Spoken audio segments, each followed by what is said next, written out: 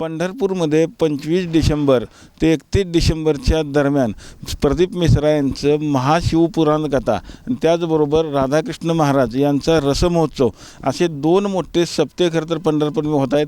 त्यामुळं जवळपास 10 लाख भाविक येतील असा खरं तर प्रशासनाचा अंदाज आहे. त्यामुळे आता मंदिर प्रशासन देखील आता सज्ज झालेलं आपल्याला पाहायला मिळतं आहे.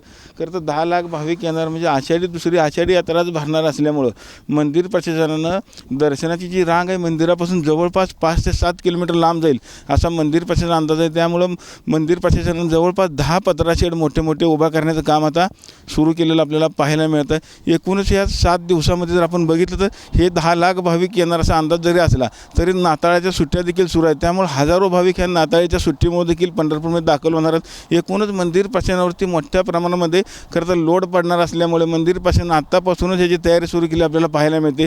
या पत्रा शेडमध्ये जर बघितलं तर येणाऱ्या प्रत्येक भाविकाला चहा पाणी नाश्ता त्याचबरोबर जेवण अशी सगळी व्यवस्था खरं तर भाविकांना ह्या पत्रा शेडमध्ये दिली जाणार आहे. एकूणच मंदिर प्रशासनानं आता संपूर्ण आषाढीच्या धर्तीवरती संपूर्ण तयारी केलेली आपल्याला पाहायला मिळत आहे आणि 10 लाख भाविक येणार असल्यामुळे मंदिर प्रशासन आता सज्ज झालेलं आहे. पंढरपुरातून कॅमेरामन जगदीश डांगेसह रवी लवेकर TV9 मराठी.